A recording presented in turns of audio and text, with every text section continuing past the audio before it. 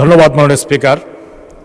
আমি আপনার মাধ্যমে মাননীয় প্রধানমন্ত্রীকে অভিনন্দন জানাই যে উনি ফ্যামিলি কার্ড চালু করেছেন এবং কৃষক কার্ড চালু করবেন। আমার প্রশ্ন হচ্ছে, শ্রমিক সমাজের জন্য শ্রমিক কার্ড চালু করার কোনো পরিকল্পনা সরকারের আছে কিনা? ধন্যবাদ আপনাকে মাননীয় স্পিকার। মাননীয় প্রধানমন্ত্রী। মাননীয় সংসদ সদস্য, আপনাকে আন্তরিকভাবে ধন্যবাদ আপনার প্রশ্নের জন্য।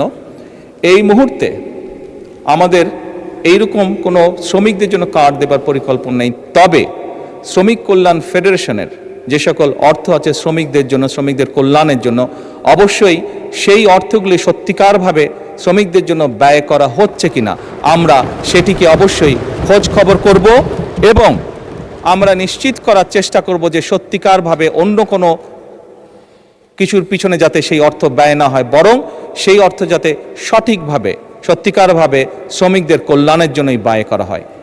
আমাদের সরকারের এটি থাকবে অন্যতম প্রধান লক্ষ্য। ধন্যবাদ মাননীয় সংসদ সদস্য।